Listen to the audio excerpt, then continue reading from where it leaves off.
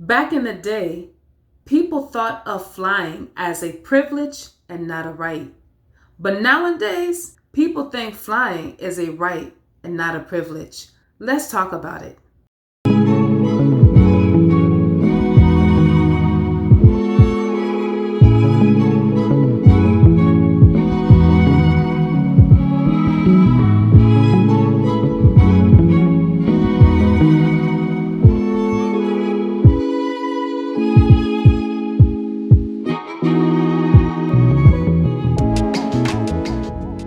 Hello everyone and welcome back to my channel. If you are new to my channel, please allow me to introduce myself.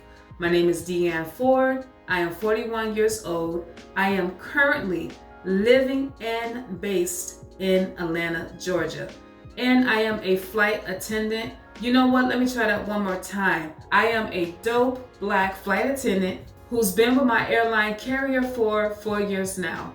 Now, as you can tell by the title of this video, I really want to talk about airline attire and their dress code. Recently, there's been a lot of posts on social media regarding passengers either being denied boarding or told to change their clothing because it violated that airline's carrier's dress code.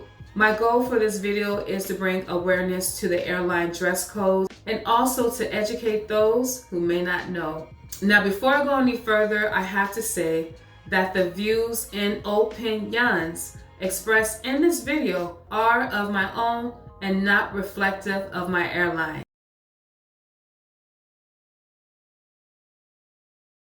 The golden age of flying was considered between the years of 1950 to 1970. Now, during this period of time, there was a rise in national carriers flying jet aircrafts like the Boeing 707 and much later the 747s. The golden age of travel is remembered fondly for its luxury, convenience, and customer care. Airline tickets used to be very expensive. This is why I say flying back then was a privilege and not a right. Flying was a novel, upscale experience that was only afforded to the wealthiest members of society, movie stars, celebrities, and business travelers. Back in those times, airline carriers focused more on comfort rather than safety. And speaking of safety, did you know that you were 4 times likely to die on an airplane in 1952 than today? Also, hijackings were very common due to no security protocols. You literally could walk into an airport, purchase a ticket, and board the aircraft without going through any security or having ID. Now, with the purchase of your ticket, luxurious amenities came with it. Passengers were served 5-course meals,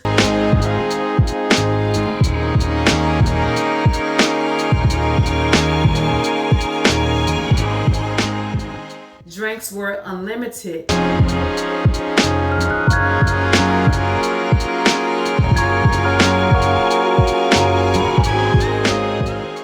The seats were very comfortable and they were wide and spacious, and you had enormous leg room.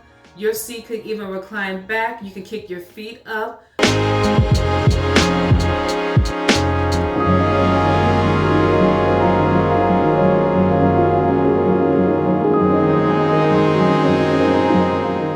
You were able to smoke on the aircraft.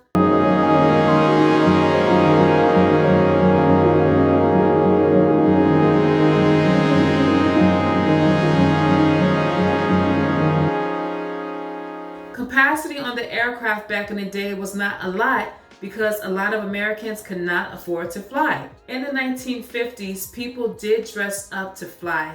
Men were expected to wear a 3-piece suit, and women were expected to wear a flowy dress, pearl necklaces, as many as they can wear, gloves, a nice hat, and high heels. Children dressed like they were going to church. Flying was treated as a special occasion and people dressed for the part.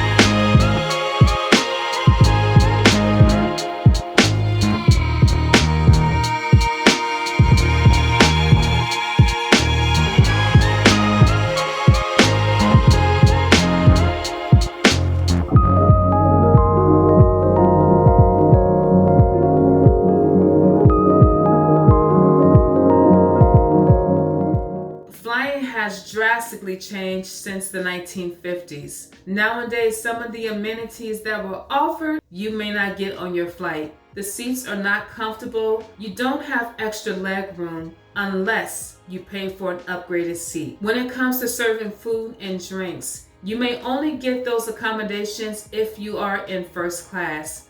Nowadays, you're lucky to get a free snack and a beverage, depending on the airline that you select. Smoking is prohibited.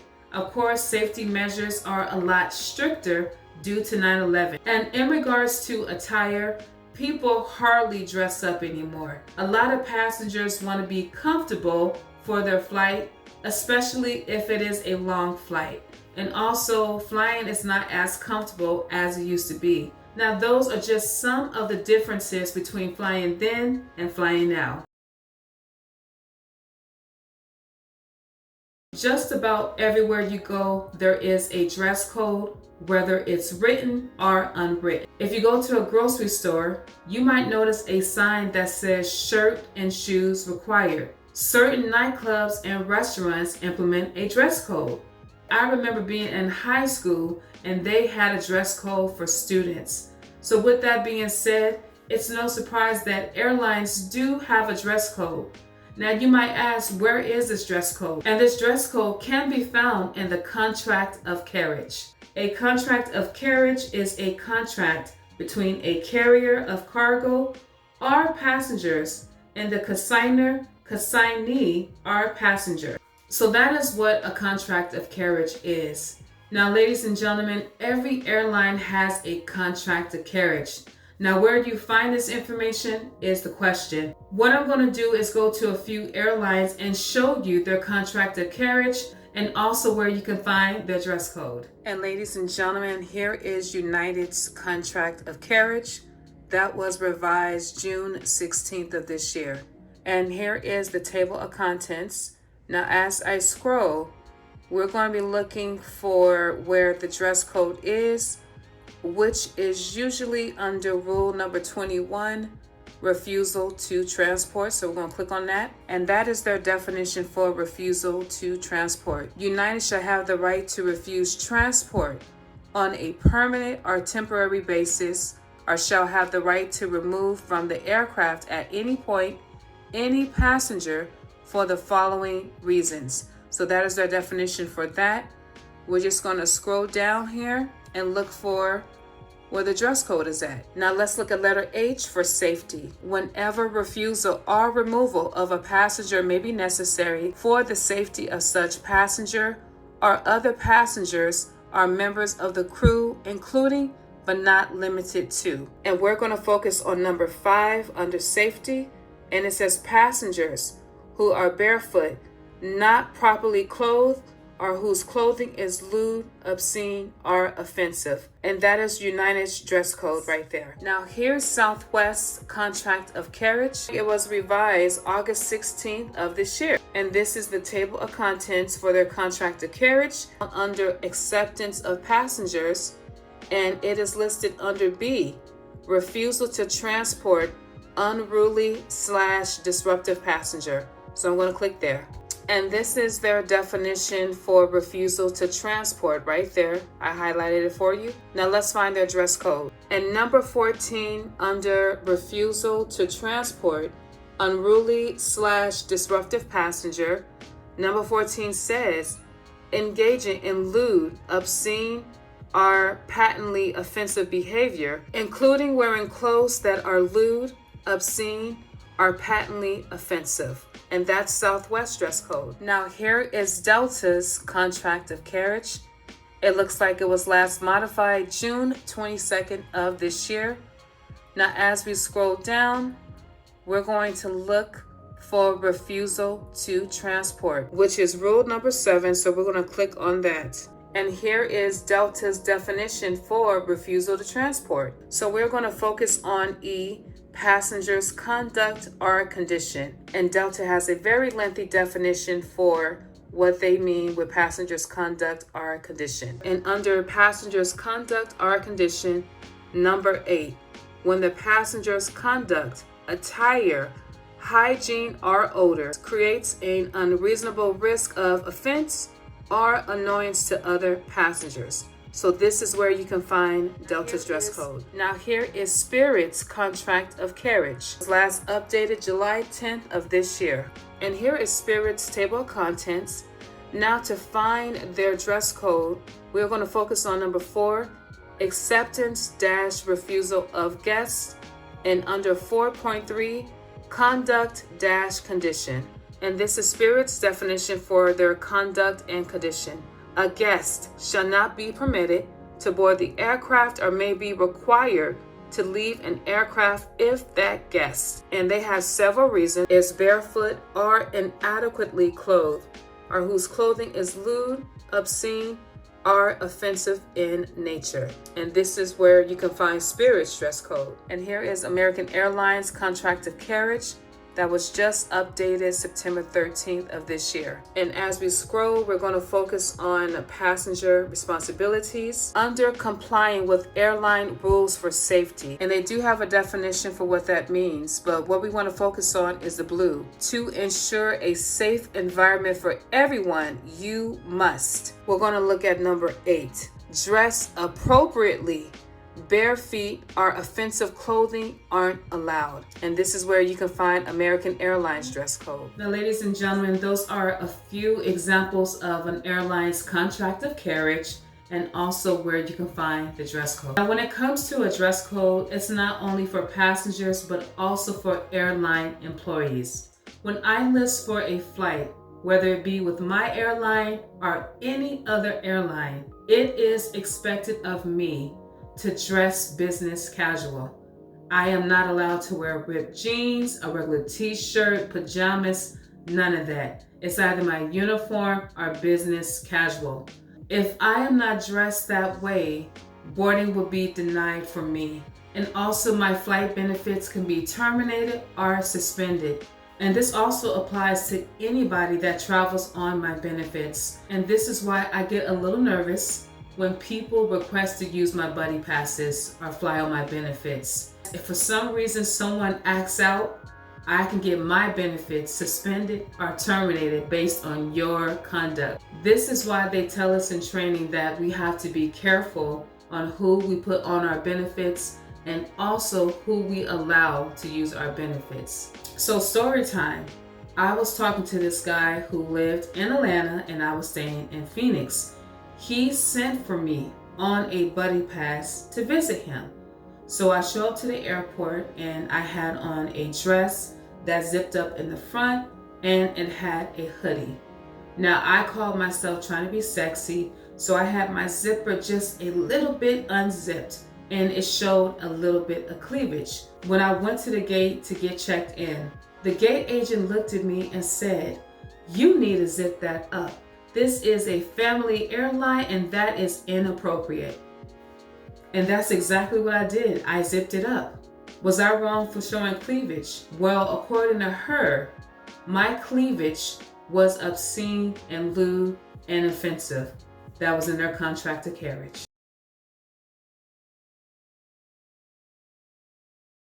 Now we know it's a thin line between love and hate. Well, it's also a thin line between what is appropriate attire and inappropriate attire on the aircraft. So the million-dollar question is, what should or shouldn't you wear on the aircraft? So let's just go over a few things that you should never wear on the aircraft. You should never wear any article of clothing that has vulgarity, profanity, and obscenity. You should never wear tight clothes while traveling. And the reason why is because our bodies tend to swell when we are flying. Wearing tight clothes can cause poor blood circulation, and poor circulation can lead to deep vein thrombosis. You should never wear high heels, slippers, slides, or flip-flops. And the reason why, ladies and gentlemen, is if we had to evacuate in a matter of seconds. Heels, slides, slippers, or flip-flops can cause you to trip. And the one thing you don't want to do in an aircraft is trip while passengers are trying to evacuate. You might get trampled, or you may cause a chain reaction that might lead other people to not get off the aircraft in a timely manner. And last but not least, you should never wear a lack of clothing that exposes your skin to germs and bacteria on the plane. Ladies and gentlemen, in between flights, we tidy the aircraft. Sometimes my ground time is 55 minutes. 45 minutes of that is boarding. So that leaves me 10 minutes to tidy the aircraft. Tidying consists of picking up large trash out of the seat back pocket, on the floor. Also, we take out the garbage, maybe a light vacuum in some areas that is needed. But we are not wiping down seats. We are not wiping down tray tables. We are not wiping down armrests unless it's biohazard. I cringe when I see people lying across seats with their face in the seat, legs, arm, back, just all across the seat with no type of protection. And I think about how many people has sat in that seat. I don't know when's the last time the seat's been cleaned. I cringe when I see passengers walk around barefoot or they are walking around in their socks. And then they go into the lavatory and I tell passengers, do you think that is water on the ground? I just would not expose myself to all those germs on the aircraft.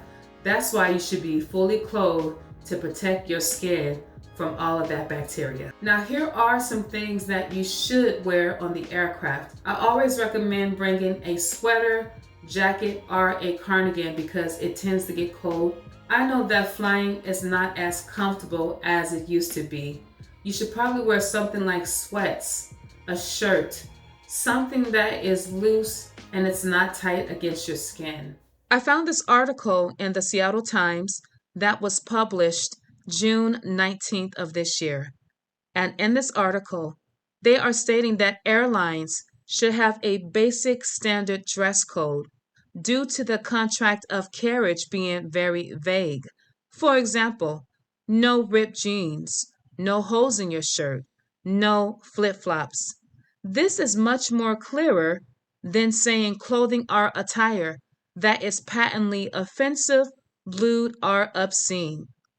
Also in this article, some passengers and psychologists believe that if people dress up before their flight, they might be more respectful and less likely to lash out. And ladies and gentlemen, I also want to include some research that was done July of 2012. And in this research, they are linking behavior and attire. Now, they did an experiment with a lab coat, and I just want to go over those experiments and also the results. In experiment 1, physically wearing a lab coat increased selective attention compared to not wearing a lab coat. In experiments 2 and 3, wearing a lab coat, described as a doctor's coat, increased sustained attention compared to wearing a lab coat described as a painter's coat, and compared to simply seeing or even identifying with a lab coat described as a doctor's coat. Thus, the current research suggests a basic principle of enclothed cognition. It depends on both the symbolic meaning and the physical experience of wearing the clothes. So in conclusion, ladies and gentlemen, when it comes to airline attire, everything is subjective to who is viewing your attire. Remember, TSA doesn't care how you're dressed. TSA is only concerned if you have anything that will be a security risk. And based on the dress codes that we read, everything is very vague, which means it is up to interpretation. In this day and age, people are easily offended by anything that you wear. And this is why I take precaution in how I present myself to the world. This is why I wear slacks, a button-up shirt, and a shirt to cover up my flotation devices. Now, it's no secret. My shirts, I got the Gap band going on. That can be offensive, so I try to cover by wearing a jacket or a sweater. And the rule of thumb to go by is if you're wearing something and you question if you should wear it, don't wear it. Because no matter what you say, you do not have the final decision.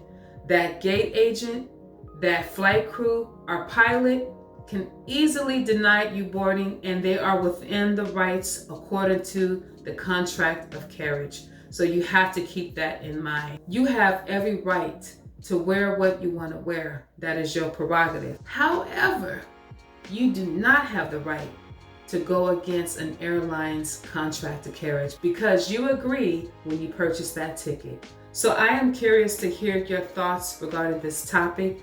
Please share this video, like this video, and let's talk about it in the comment section. But until my next video, your girl is out.